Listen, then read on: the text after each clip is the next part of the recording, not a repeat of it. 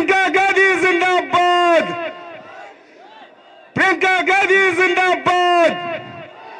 अरे जोश के साथ प्रियंका गांधी जिंदाबाद, प्रियंका गांधी जिंदाबाद। Hello hello hello hello hello मेरे प्यारे साथियों, भाई मंच वाले लोगों से मेरी गुजारिश है कि कृपया शांति बनाए रखें, शांति बनाए रखें। आपके नेताजी आपके बीच में हैं, आपको देखना भी चाहते हैं, आपको सुनना भी चाहती हैं। मैं बैठ जाओ बेटा, बैठ जाओ। श्रीमती प्रियंका गांधी जी, धीरज गुर्जर जी, अशोक श्रीवास्तव, विवेकानंद जी, ठाकुर इशराक, इलियास साहब, केडी मिश्रा साहब और डॉक्टर नैयर, अशफाक, मोहम्मद अकमल, गुरु प्रसाद तिवारी जी, बलदेव सिंह, राकेश सिंह, निहालुद्दीन, बुग्गी मियाँ, अंबालिका साहू, एजाज देवर साहब और इसके अलावा अतार अली साहब, दीपक सिंह साहब एमएलसी यहाँ पर मौजूद, समीउल्लाह साहब, सोहेल हैदर साहब, जो भी यहाँ पे मौजूद हैं, मैं सबका अभिवादन करते हुए कार्रवाई को शुरू करना चाहता हूं। आज की ये सभा, अब सुनो भाई, अब सुनो। प्रियंका गांधी, अब शांत होइए। प्रियंका गांधी, राहुल गांधी। प्रियंका जी सुनिए, सुनिए, आप ही की बात हो रही, सुनिए सुनिए, आप ही की बात हो रही है। काफी दिनों से आपने, बैठ जाओ, सुनने दो ना।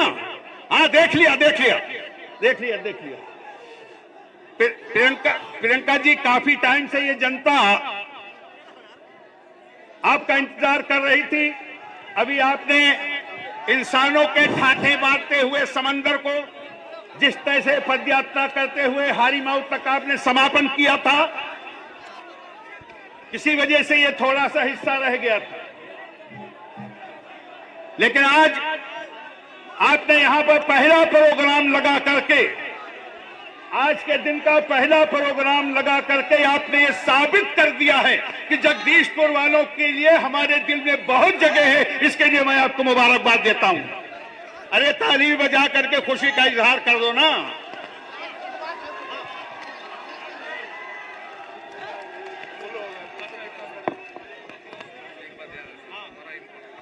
प्रियंका जी, आपको जिस हिसाब से प्रोग्राम होगा वैसे ही इसका संचालन होगा, जैसा आपको टाइम होगा। मैं आपको मुबारकबाद देता हूं कि आपने जगदीशपुर ही चुना पहला प्रोग्राम। जगदीशपुर कुछ हिस्सा रह गया था, आपने वादा किया था, आज आप आ गई हैं। मैं आपका शुक्रगुजार हूं, ये जनता आपकी शुक्रगुजार है। ताली बजा करके अपने खुशी का इजहार कीजिए। आप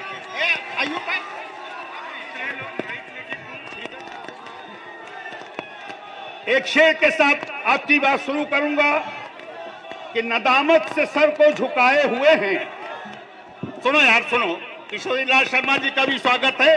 सुनो भैया, नदामत से सर को झुकाए हुए हैं। प्रियंका जी, मैं आपको मुखातिब कर रहा हूं। नदामत से सर को झुकाए हुए हैं और निगाहों को अपनी गिराए हुए हैं। नदामत से सर को झुकाए हुए हैं, निगाहों को अपनी गिराए हुए हैं। सुनी प्रियंका गांधी की ललकार जब से विरोधी बहुत दौखलाए हुए हैं, विरोधी बहुत दौखलाए हुए हैं।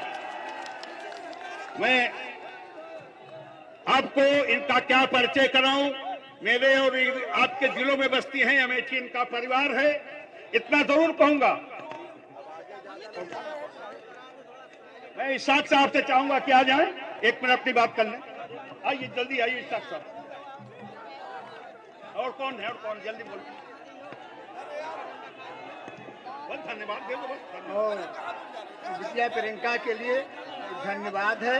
और बहुत से पोस्ट पर हमको रखा, और जब काम करते हैं, चैलेंज करते हैं पूरे विधानसभा को। हमारी टीम से आके हमारे बूथ और हमारे उससे आके कंपटीशन करें।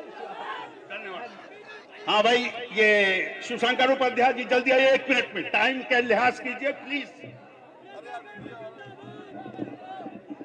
परमादरणीय अमेठी की युवा शक्ति पूरे प्रदेश में एक ललकार विपक्ष के रूप में करने वाली हमारी बहन प्रियंका गांधी जी, हमारे मंचासीन सभी वरिष्ठ नेतागण,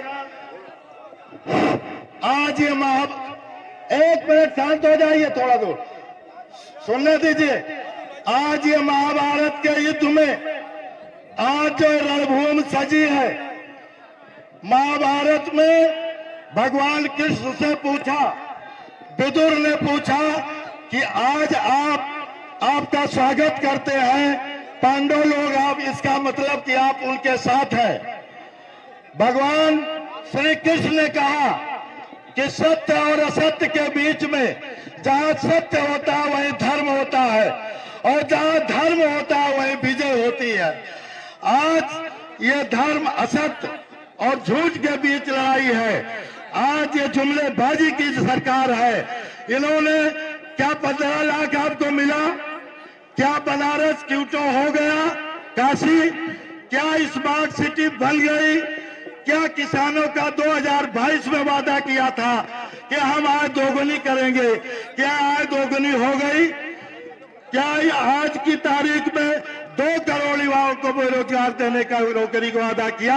क्या रोजगार मिला? महंगाई के हिसाब से आप देखिए कि किस स्तर पर आज महंगाई गई है। बहन प्रियंका जी ने युवाओं की शक्ति के लिए नौकरी विधान, शक्ति विधान और 40% आरक्षण दे करके जो एक ऐतिहासिक निर्णय राजनीतिक दल के रूप में लिया है, वो आज अधूरा है। आज उसका कोई सानी नहीं है। आप लोग अमेठी के लोग, जैसा कि हमारा गांधी परिवार का रिश्ता रहा है, आप लोग परिवार के हैं, आप इनको सुनने आए हैं, आप सुनिए और इस जुमलेबाजी सरकार को खाल फोड़ने के लिए विजयवासी जो युवा संघर्षी प्रत्याशी आपके बीच में रहने वाला है, आज आने वाले 27 तारीख को आप लोग पंजे पर बटन दबाएंगे, पंजे पे बटन दबा करके कांग्रेस प्रत्याशी विजयपासी को विजयी दिलाएं। धन्यवाद। जय। Hello hello hello, Nanke Singh ji 1 minute आप भी आ जाए। अच्छा, बाद में स्वागत करेंगे। ममता पांडे, महिला अध्यक्ष ममता पांडे जी आइए, तशरीफ लाइए। और हमारा ख्याल है तीनों ब्लॉक के अध्यक्ष भी आ जाएं। 21 मिनट स्वागत करिए। यहाँ पे उपस्थित जन समूह और हम सब लोगों के दिलों में बसने वाली, हम लोगों को दिलों की धड़कन माननीय प्रियंका जी और एमएलसी दीपक सिंह जी, हमारे भैया जी के शर्मा जी, हम सभी आप लोगों का हार्दिक अभिनंदन, स्वागत, वंदन करते हैं। मेरा आप लोगों से सिर्फ एक ही बात आप लोगों से कहना है कि ये जो जुमलेबाज है, जो झूठी सरकार है, आज धर्म और अधर्म के बीच की लड़ाई है, इसमें धर्म को विजय मिलनी चाहिए। आप लोग आने वाली 27 तारीख को हाथ के पंजे पर मुहर लगाकर कांग्रेस को भारी सी भारी बहुमत से विजयी बनाएं। आप सभी का धन्यवाद। मैं चाहती हूँ कि मैं किसी और को भी टाइम दूं, उसके लिए क्षमा चाहती हूँ। धन्यवाद। बहुत अच्छा, ममता जी ने बहुत अच्छा। मैं चाहता हूँ तीनों ब्लॉक अध्यक्ष मोहम्मद अशफाक, अखिलेश शुक्ला और यादव जी आइए। हम अपने नेता आदरणीय श्रीमती प्रियंका गांधी जी का स्वागत करता हूं। दीदी, मैं आपको भरोसा दिलाता हूं कि जगदीशपुर विधानसभा से विजयपासी अमेठी में सबसे ज्यादा बहुमत से जीतने वाले हैं। इन्हीं शब्दों के साथ जय कांग्रेस, विजय कांग्रेस। आइए आइए, अशफाक अहमद निहर, जगदीशपुर। धन्यवाद संचालक महोदय। मैं आज इस पावन धरती जगदीशपुर में अपनी नेता आदरणीय प्रियंका गांधी जी का स्वागत करता हूं, खैर मकदम करता हूं। दीदी, मैं आपको भरोसा दिलाना चाहता हूं कि आपने जो प्रत्याशी दिया है विजयपासी को, जगदीशपुर ब्लॉक से मैं कम से कम 20,000 की लीड देके भेजूंगा। धन्यवाद। चलिए साहब, बल्दी रहा है। यादव जी आइए। सम्मानित मंच, सम्मानित जनता और दीदी को ज्यादा ना बोलते हुए मैं ये विश्वास दिलाना चाहता हूँ कि तीनों ब्लॉक में बल्दी राय किसी से कम नहीं रहेगा। तीनों ब्लॉक में बल्दी राय किसी से कम नहीं रहेगा। जय हिंद, जय हिंद। अच्छा, आप लोग ये बताते हैं हिंदुस्तान में सबसे ज्यादा झूठ कौन बोलता है? हैं? पक्का है? तो मुझसे सुनिए मुझसे कि बढ़ा न पाया कोई अपनी शान झूठ बोलकर, बढ़ा न पाया कोई अपनी शान झूठ बोलकर, मगर वो छू रहा है आसमान झूठ बोलकर, मगर वो छू रहा है आसमान झूठ बोलकर। अरे कभी तो सच्ची बात कर, कभी तो सच से प्यार कर, कभी तो सच्ची प्यार कर, कभी तो सच से प्यार कर। चली है किसकी उम्र भर दुकान झूठ बोलकर, चली है किसकी उम्र भर दुकान बोलकर। और मैं इसी के बीच में अपने हद्दिल अजीज प्रियंका जी और कांग्रेस की पसंद, हमारे अपने कैंडिडेट जिन पर हमारे सीनियर जूनियर ब्लॉक अध्यक्ष, हमारी ये आवाम सब एक तरफ से प्रियंका जी के नाम पर, उनकी बात पे इनके साथ लगे हुए हैं। मैं चाहता हूं कि हमारे प्रत्याशी श्री विजय पासी जी आवें और अपनी जनता से रूबरू हों।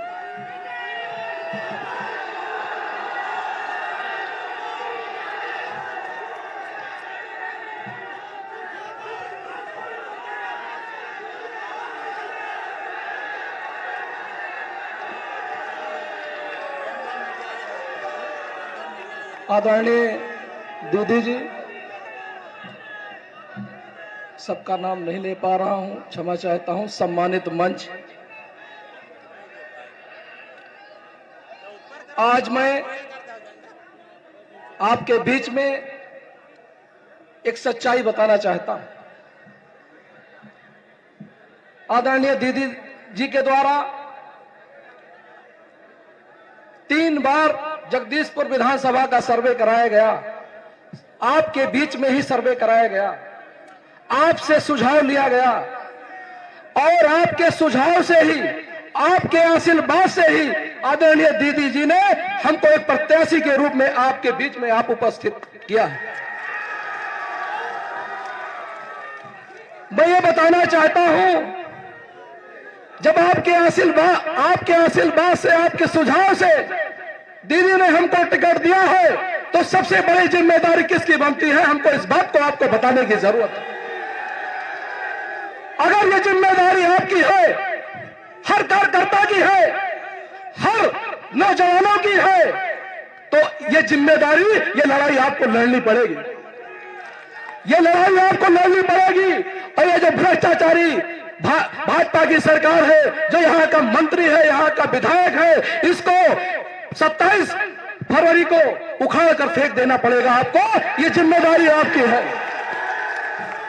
मैं इस बात को कहने से नहीं हिचक रहा हूं कि संघर्ष का दूसरा नाम है विजय पासी। इस बात को आप लोगों ने देखा होगा, जिस तरीके से चाहे जो भी मामला रहा हो, चाहे वो थाने का मामला रहा हो, चाहे वो तहसील का मामला रहा हो, चाहे वो जनमानस का मामला रहा हो, मैंने आपके बीच में संघर्ष किया है, कंधे से कंधा मिलाकर संघर्ष किया है। इस बात को मैं आपको कहना चाहता हूं। मैं आपसे प्रणाम करता हूं, ज्यादा मैं भाषण नहीं दूंगा। ये आप लड़ाई आपकी है, ये लड़ाई आपको लड़ना है। इसी साथ मैं अपनी बाणी विराम देता हूं। जय हिंद, जय भारत। आदावन भैया, हम बोलते बोलते नहीं, आज दिल चाह गया। आप देखते हैं हमारे हिंदुस्तान के प्रधानमंत्री और बीजेपी के जितने भी लीडरान हैं, चाहे जो भी हो, 3 नाम वो पूरी दुनिया में फैला चुके हैं। 3 नाम है मुख्तार अंसारी, दूसरा नाम है अतीक, तीसरा नाम है मोहम्मद अहमद खान। हमारे प्रधानमंत्री से लेके और उनके पास कोई नाम ही नहीं आता है। जी बहुत अच्छे। आपकी दुको इस क्षेत्र के लोगों की दुआओं के साथ प्रियंका जी को बुलाना चाहता हूं कि जमी भी नाश करे, जमी भी, गुर्जर साहब आप भी सुन लें प्लीज, जमी भी नाश करे, आसमां भी नाश करे, जमी भी नाश करे, आसमां भी नाश करे, और तुम्हारे नाम का चर्चा रहे जमाने में, तुम्हारे नाम का चर्चा रहे जमाने में, दुआ है उम्र तुम्हारी खुदा दराज करे। इन्हीं अल्फाज के साथ मैं अपने बेटी, इस अमेठी की आन बान शान श्रीमती प्रियंका गांधी को आपके सामने दावते सुखन दे रहा हूं। गोया मैं आपको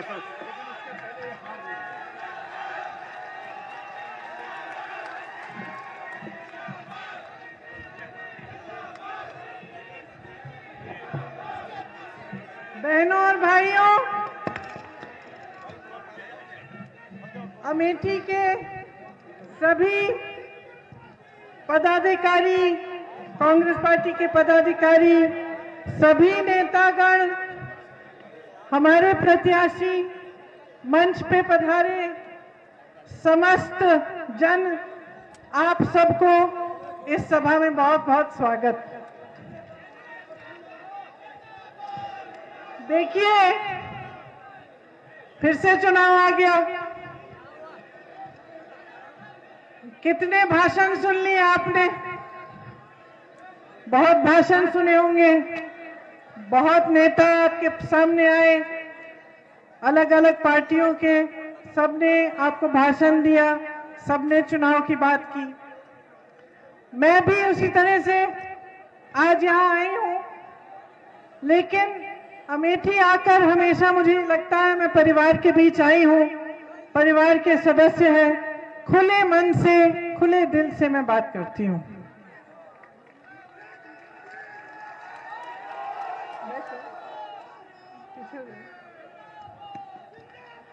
देखिए, आज उत्तर प्रदेश में परिस्थितियां क्या है। उत्तर प्रदेश इस देश का सबसे बड़ा प्रदेश है। इस देश के सबसे ज्यादा नौजवान उत्तर प्रदेश में ही हैं, सबसे बड़ी संख्या में। देखा जाए तो हुनर भी बहुत है, अलग अलग जगह अलग अलग हुनर है। यहाँ की खेती भी बहुत अच्छी तरह से हो सकती है, जमीन बहुत उपजाऊ है, बहुत मौके हैं काम करने के।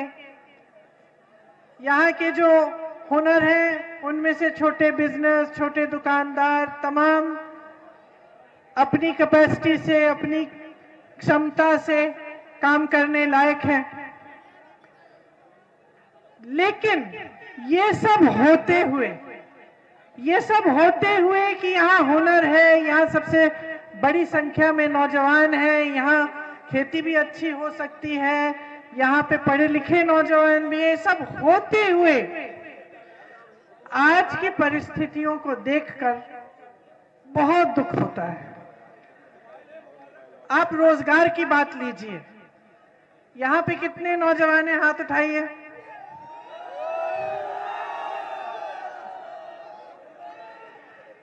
आप में से कितनों को पिछले 5 सालों में रोजगार मिला? नहीं मिला? कोई एक ऐसा नौजवान है जो हाथ उठाकर कह सकता है कि सरकार ने पिछले 5 सालों में आपको रोजगार दिलवाया? नहीं है। अब मैं रोजगार के बारे में कुछ बताती हूँ आपको। 12 लाख रोजगार, सरकारी पद 12 लाख खाली पड़े हैं। 5 साल बीत गए, योगी जी की सरकार रही, केंद्र में मोदी जी की सरकार रही, 5 साल बीत गए। खुद कहते हैं कि 4 लाख रोजगार की उन्होंने एप्लीकेशन खोले हैं और 4 लाख से कम ही रोजगार दिलवाए हैं। ठीक है, जब पिछला चुनाव था तो कहते थे 70 लाख रोजगार दिलवाएंगे। सच्चाई यह है कि 12 लाख पद खाली है, उनमें से मात्र 4 लाख की एप्लीकेशन भी खोले गए हैं और बाकी सारे खाली के खाली पड़े हैं। मैं पूछना चाहती हूँ, क्या उत्तर प्रदेश में आपको 12 लाख बेरोजगार नौजवान नहीं मिले? मुझे तो हर मीटिंग में मिलते हैं, इस मीटिंग में हजारों होंगे। तो उन्होंने रोजगार नहीं बनाए। अच्छा ठीक है, सरकारी पद नहीं भरे, रोजगार बनाने के और माध्यम होते हैं, जैसे BHEL जैसी बड़ी बड़ी संस्थाएं, HAL, NTPC जो अमेठी रायबरेली दोनों में लगवाई थी कांग्रेस पार्टी ने, इनका क्या कर रहे हैं? कुछ को बेच डाले, कुछ बेचने की योजना कर रहे हैं। रेलवेज, BHEL, NTPC नाम लीजिए, बेचने की योजना हो रही है या तो बिक गए। किसको बेचे? अपने बड़े बड़े उद्योगपति मित्रों को। तो ये जो दूसरा रोजगार पाने का साधन था, इसको भी खत्म कर दिया। अब तीसरी कहां से रोजगार बनती है? तीसरी जगह जो छोटे दुकानदार हैं, छोटे बिजनेस वाले हैं, जो यहाँ जगदीशपुर में तमाम हैं, छोटे छोटे मैन्युफैक्चरिंग के यूनिट, कुछ छोटा अपना बिजनेस शुरू कर लिया, इससे बहुत रोजगार बनता है।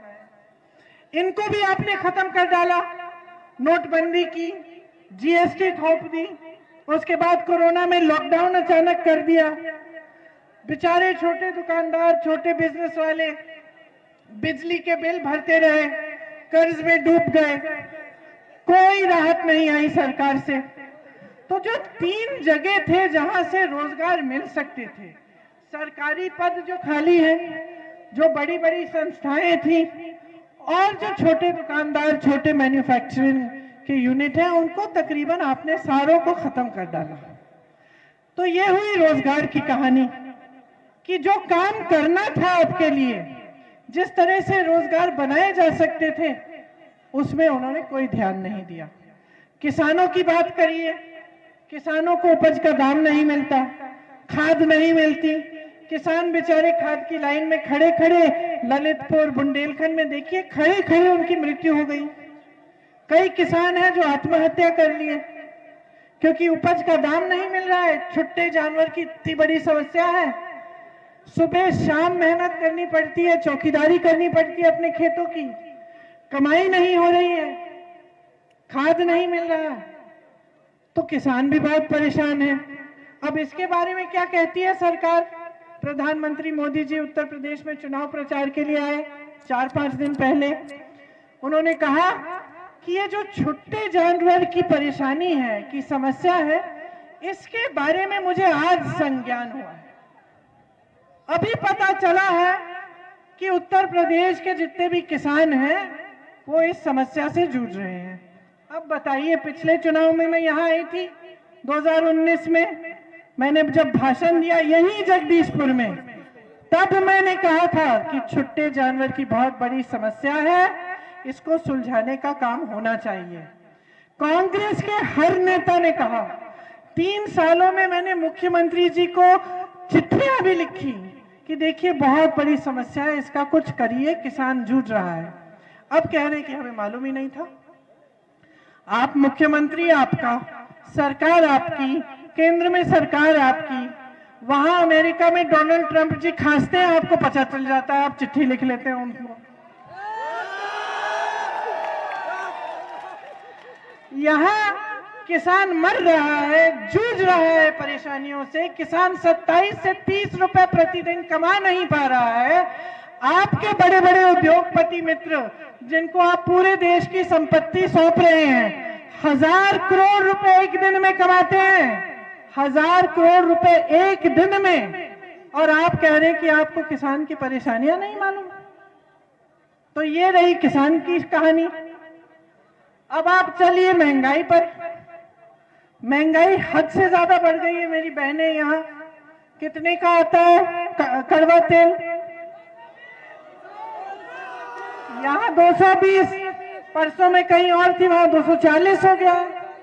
एक दिहाड़ी कितनी है? एक दिहाड़ी से एक भी बोतल नहीं मिल रही है, मुश्किल से एक बोतल मिल जाती है। पेट्रोल डीजल के दाम किस हद तक बढ़ गए हैं, बिजली की बिल कितनी बड़ी बड़ी आती है। तो महंगाई से मार रहे हो आप जनता को। आजकल मैंने अखबार में पढ़ा कि चुनाव के बाद गैस सिलेंडर के दाम और बढ़ जाएंगे, और सरकार क्या कहती है? कहती है हमने आपको एक मुफ्त गैस सिलेंडर दिया है। देखिए, सरकार कहती है देखिए, कोरोना के समय से आपको एक बोरा राशन मिलता है, आप खाता खोल दीजिए, आपको थोड़े बहुत पैसे मिलते हैं। अब मैं पूछना चाहती हूँ, क्योंकि एक नौजवान, एक यूपी के नौजवान ने मुझसे पूछा, हम बातें कर रहे थे, उसने भर्ती की परीक्षा दी थी, परीक्षा में पास भी हो गया था, नियुक्ति नहीं हुई, फिर परीक्षा रद्द हो गई किसी बहाने, बहुत दुखी था, परेशान था। तो मैंने पूछा कि भाई सरकार क्या करती है?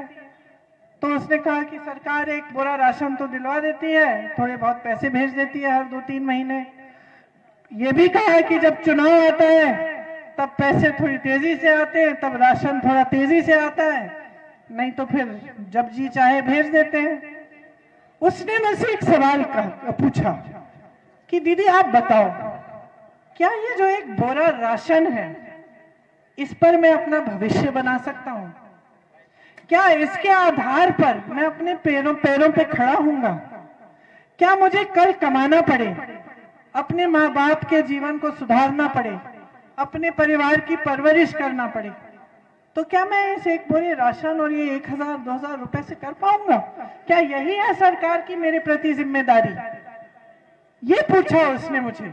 और मैं सरकार से पूछना चाहती हूँ, आप जो ये राशन दिलवा रहे हैं, आप जो ये थोड़े थोड़े पैसे भेज देते हैं खाते में, क्या यही आपकी जिम्मेदारी है जनता के प्रति? क्या आप सोचते हैं कि जनता इसको लेकर खुश होकर आपको वोट दे देगी और कहा इसी पर यहीं पर आपकी जिम्मेदारी खत्म हो गई? क्योंकि मुझे लगता है कि ये सरकार अपनी जिम्मेदारी भूल गई। देखिए, केंद्र में जब सरकार होती है, जब प्रदेश में सरकार होती है, तो क्या नहीं हो सकता। अब यहाँ बुजुर्ग बैठे हैं, तमाम मेरे साथी, पुराने साथी बैठे हैं, ये बताएंगे जब राजीव गांधी जी प्रधानमंत्री जी थे, सरकार केंद्र में कांग्रेस की थी, प्रदेश में कांग्रेस की थी, तभी तो ये BHEL लगा यहाँ, तभी तो ये सब हुआ, तभी तो अमेठी का नक्शा बदला। तो क्यों नहीं हो रहा है? आपने कभी पूछा ये सवाल? आपकी भी आदत बन गई है कि चलो सरकार थोड़ा बहुत दे रही है, उस पे भी आप एहसान मान रहे हो कि आपका एहसान हो गया। कोई एहसान नहीं है जी, कोई एहसान नहीं है, ये कुछ नहीं है जो आपको दे रहे हैं। आपने सोचा है कि क्यों हो रहा है ऐसे, कि पब्लिक की परिस्थिति ऐसी बना दी है सरकार ने कि वो उस एक बोरे राशन पर, वो थोड़े 1000-2000 रुपयों पर निर्भर हो गई है। कैसे हुआ ये? क्या 10-15 साल पहले ये परिस्थितियां थी कि रोजगार मांगते थे आपको मालूम था आप दिल्ली जाएंगे, आप मांग उठाएंगे रोजगार के लिए, रोजगार मिलेगा। तमाम अमेठी के लोग दिल्ली में, NDMC में, सब जगह भर्ती हुए। ये परिस्थितियां तो नहीं थी ना। तो आप सोचिए, ये जानबूझ के किया जा रहा है, ये जानबूझकर जनता को गरीब रखा जा रहा है। इस सरकार की नीति ही यही है कि बड़ी बड़ी बातें बोलेंगे, सुंदर सुंदर विज्ञापन लगाएंगे कि बहुत खुशहाली हो गई है, बहुत रोजगार दे दिए हैं, बहुत विकास हो गया है, लेकिन असलियत यह है कि वो आपको गरीब और निर्भर रखना चाहते हैं। क्योंकि जब तक आप गरीब रहेंगे, जब तक आप निर्भर रहेंगे, तो ये जो छोटे एक आध चीज ये आपके लिए कर देंगे, ये स्कीम की राशन मिल गया, थोड़ा पैसा मिल गया, इससे आप खुश होंगे, इससे आप एहसान मानेंगे। मोदी जी खुद कहते हैं, उन्होंने कहा कि एक बूढ़ी माँ का वीडियो उन्होंने देखा जिन्होंने कहा कि हमने मोदी जी की नमक खाई है, उन्होंने खुद मंच पे कहा। इसीलिए हम उनसे गद्दारी नहीं करेंगे, क्योंकि उन्होंने हमें एक बोरा राशन दिया। आपको निर्भर बनाने की योजना है ये, नहीं चाहते कि आप सशक्त बने। ये तमाम नौजवान जो बेरोजगार हैं, ये नहीं चाहते कि आपको रोजगार मिले, ये नहीं चाहते कि आप अपने पैरों पे खड़े हो, ये नहीं चाहते कि आप सशक्त हो, ये नहीं चाहते कि आप आत्मनिर्भर हो, ये नहीं चाहते आपका विकास। ये सिर्फ और सिर्फ अपने बड़े बड़े उद्योगपति मित्रों का विकास चाहते हैं। क्यों? क्योंकि उनसे पैसे मिलेंगे, उनसे मीडिया आप बनाएंगे अपनी, उनसे प्रचार करवाएंगे आपका। और जब तक जनता गरीब रहेगी, जब तक निर्भर रहेगी, जब तक दुखी और परेशान रहेगी, जब तक जनता के दिल में आक्रोश होगा, तब तक आप जनता के जज्बातों का इस्तेमाल कर पाओगे। तब तक आप जब धर्म की बात करेंगे, आप जब जाति की बात करेंगे, तो जनता के जज्बात उभार कर आप वोट ले पाओगे। जिस दिन इस देश का नौजवान सशक्त हो गया, शिक्षित हो गया, रोजगार मिल गया, उसे आत्मनिर्भर हो गया, तब तक धर्म और जाति की राजनीति इस देश में फूलेगी फैलेगी। जिस दिन आप आत्मनिर्भर हो जाएंगे, आप सवाल उठाना शुरू करोगे। आप कहोगे कि विकास का काम क्यों नहीं किया। आप पूछोगे कि बड़े बड़े भाजपा के नेता आप लोग यहाँ के घोषणा करते हो, आप कह रहे हो कि लखपति बनाया आपने हजारों उत्तर प्रदेश में, हमारी यहाँ बिजली क्यों नहीं आ रही है, हम बिजली के बिल क्यों भर रहे हैं जब बड़े बड़े बिल क्यों भर रहे हैं जब बिजली नहीं आ रही है, हमारे यहाँ पानी की सुविधा क्यों नहीं है, सेहत की सुविधा क्यों नहीं है, पाठशालाएं क्यों नहीं बनाई आपने, नहीं क्या किया है आपने। आप ये सवाल उठाएंगे। ये सरकार नहीं चाहती कि आप आत्मनिर्भर हो, ये सरकार आपके घुटने टेकना चाहती है, ये सरकार आपकी कमर तोड़ना चाहती है। दिखा दिया है 5 सालों में इन्होंने, कुछ नहीं करना चाहती आपके लिए, सिर्फ और सिर्फ आपको थोड़ा सा राशन, थोड़ा सा पैसा देना चाहती है। जीवन भर क्या आपने इतनी मेहनत से अपने बच्चों को बड़ा इसलिए किया है।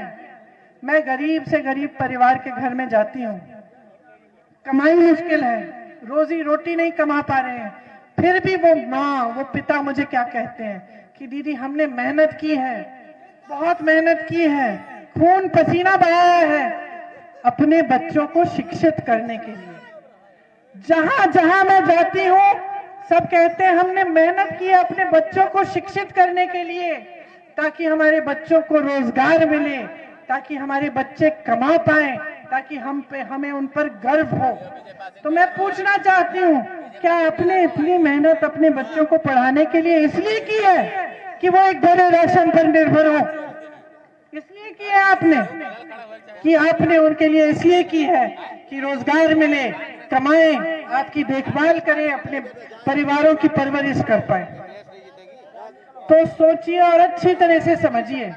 आपके सामने आकर आतंकवाद की बात होती है, पाकिस्तान की बात होती है, धर्म की बात होती है, जाति की बात होती है, छुट्टे जानवर की बात नहीं होगी, रोजगार की बात नहीं होगी, महंगाई की बात नहीं होगी, महिलाओं को सशक्त करने की बात नहीं होगी। क्योंकि किस मुंह से करेंगे, किस मुंह से करेंगे जब 5 सालों में कुछ किया ही नहीं है। मैं आपको बताना चाहती हूँ कि जब रोजगार की बात करते हैं, कांग्रेस पार्टी ने पूरा एक युवाओं के लिए एक पूरा भर्ती विधान निकाला है। हम कह रहे हैं 20 लाख रोजगार हम देंगे, लेकिन हमने उसमें लिखा है कि ये 20 लाख रोजगार आएंगे कहां से। 12 लाख खाली पद जो इन्होंने खाली छोड़े हैं वो हम भरवाएंगे, उसके साथ साथ 8 लाख नए रोजगार बनाएंगे। आप जैसे जो नौजवान हैं, अगर आप अपना छोटा सा कारोबार शुरू करना चाहते हैं, छोटा बिजनेस शुरू करना चाहते हैं, खास तौर से अगर आप अति पिछड़े या दलित वर्ग के हैं, आपको 5 लाख रुपए सरकार देगी 1% ब्याज पे। हम कह रहे हैं कि जहां जहां हुनर है, जैसे मान लो मुरादाबाद में पीतल बनाने का हुनर है, वहां पे हम उस हुनर के लिए सारी सुविधाएं देंगे। वहां पे अगर नौजवान उस हुनर का इस्तेमाल करके एक अपना कारोबार शुरू करना चाहे, हम उसको पूरी सुविधाएं देंगे, हम नए रोजगार पैदा करेंगे। हम कह रहे हैं कि जो छोटे दुकानदार हैं, जो छोटे बिजनेस हैं, जिन्होंने तमाम परेशानियां झेली हैं पिछले 5 सालों में, हम समझते हैं कि उनका कितना दुख है, हम समझते हैं कि कितना संघर्ष किया है आपने। इसीलिए जो कोरोना के समय आपका बकाया था बिजली के बिलों का, वो हम साफ कर देंगे। हम कह रहे हैं कि आपकी जितनी भी बिजली की बिल है वो हम आधी कर देंगे। हम कह रहे हैं कि आपको एक बार फिर सशक्त करने का काम करेंगे, हम आपकी मदद करेंगे, आपको राहत देंगे, ताकि वो जो कारोबार जो बंद होने के कगार पे हैं अब, वो आप फिर से शुरू कर पाए, अपने पैरों पे खड़े हो सके। किसानों के लिए हम कह रहे हैं कि ये जो छुट्टे जानवर की समस्या है, इसको सुलझाने के लिए कांग्रेस की सरकार ने छत्तीसगढ़ में बहुत काम किया है। मुझे तो अच्छा लगा वैसे कि हमारी सरकार की नकल में अब कल परसों मोदी जी ने भी छुट्टे जानवर की बात की तो वही बात की, लेकिन हमारी सरकार ने छत्तीसगढ़ में करके दिखाया। क्या किया? उन्होंने कहा देखिए, अगर छुट्टे जानवरों को आप देखभाल कर लेते हैं तो सरकार आपसे 2 रुपए किलो गोबर खरीदेगी। अब शुरुआत में तो लोग हंसने लगे कि सरकार गोबर खरीदने लग गई है, लेकिन उस गोबर का फिर सरकार ने इस्तेमाल किया। जो महिलाओं के स्वयं सहायता समूह हैं, उनसे गोबर में वर्मी कंपोस्टिंग करवा के बढ़िया खाद बनवाई, गोबर गैस बनवाई।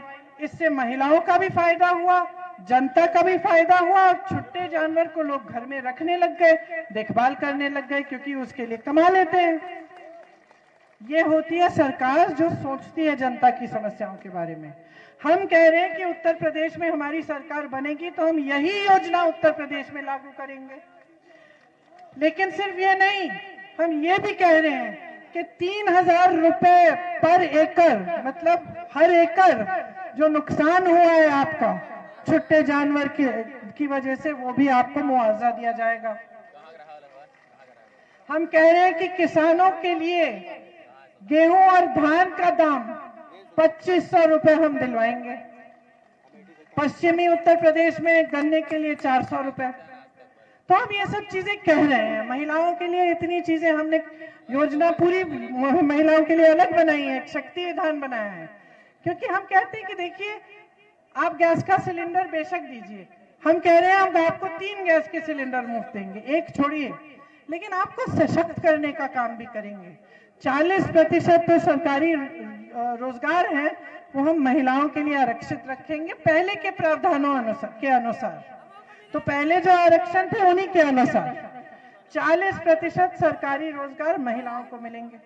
25% पुलिस में भर्तियां महिलाओं की होंगी, ताकि जब आप पर अत्याचार हो, आपको आपकी पीड़ा हो, तो आपको एक पुलिस की अफसर मिले आपसे बात करने के लिए, आपको मदद करने के लिए।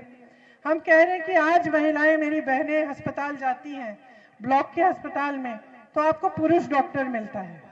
हम कह रहे हैं कि हर अस्पताल में, हर ब्लॉक स्तर के अस्पताल में एक महिला डॉक्टर, एक महिला नर्स जरूर मिलनी चाहिए, ताकि आपकी समस्याओं की सुनवाई हो, आप खुलकर बोल सकें उन्हें कि आपकी सेहत की क्या समस्या है। हम कह रहे हैं कि आशा बहू और आंगनवाड़ी बहनों का मानदेय हम 10,000 रुपए तक बढ़ाएंगे, ताकि आपको सुविधा हो। हम कह रहे हैं कि आपकी सुरक्षा के लिए अगर आप पर अत्याचार हो और पुलिसकर्मी ने 10 दिन के अंदर अंदर FIR अपराधियों के खिलाफ दर्ज नहीं किया, तो उनका सस्पेंशन का कानून लाएंगे, क्योंकि बार बार हमने देखा है कि जब महिला पर अत्याचार होता है तो उसी महिला को जलील किया जाता है, उसके परिवार को प्रताड़ित किया जाता है, और जिसने अपराध किया वो ज्यादातर सत्ता में होता है, या फिर उसका सत्ता से कोई जोड़ होता है, या किसी नेता से कोई जुड़ाव होता है, इसीलिए उसको सरकार, पुलिस और प्रशासन बचा के रखती है। तो इस समस्या को हल करने के लिए हमने कहा है कि हम ऐसा कानून लाएंगे। तो ये तमाम हमने महिलाओं के लिए हम घोषणाएं कर रहे हैं। भर्ती की प्रक्रिया में इतने घोटाले हो गए हैं, भ्रष्टाचार हो गया है, तमाम नौजवानों के जीवन बर्बाद हो रहे हैं, 4-4, 5 साल इंतजार करते हैं भर्ती के लिए। हम कह रहे हैं उस प्रक्रिया को हम पारदर्शी बनाएंगे, कि एक जॉब कैलेंडर हर भर्ती के लिए बनाया जाएगा।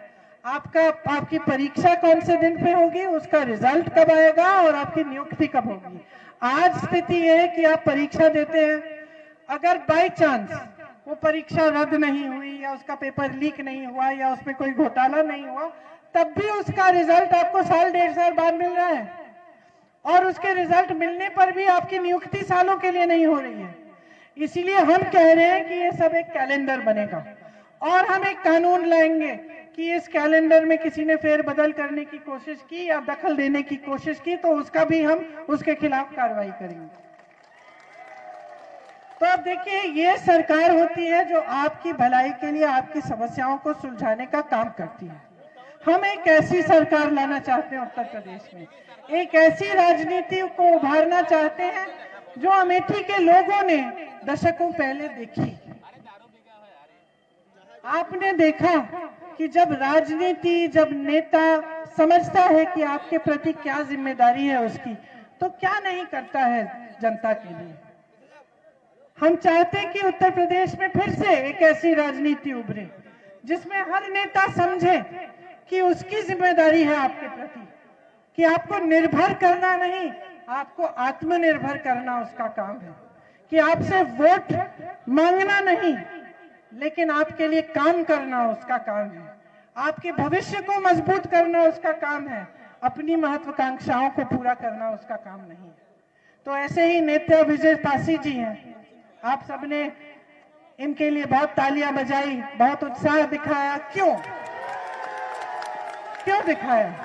क्योंकि आप जानते हैं कि जब जब संकट आया, विजय पासी आपके साथ, आपसे कंधे से कंधा मिलाकर आपके संघर्ष में शामिल हुए। आप जानते हैं कि जब जब आप पीड़ा में थे, आपको दुख हुआ, तो विजय पासी जी आपके पास आए, आपकी पीड़ा को सुना और उन्होंने आपकी मदद करने की कोशिश की। तो इस बार विजय पासी जी को विजयी बनाइए,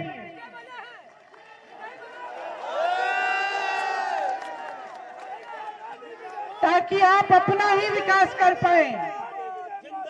ये आपके प्रति जवाबदेह बनेंगे, ये काम करके दिखाएंगे, ये अपनी जिम्मेदारी को समझते हैं। ऐसी राजनीति को आगे बढ़ाइए।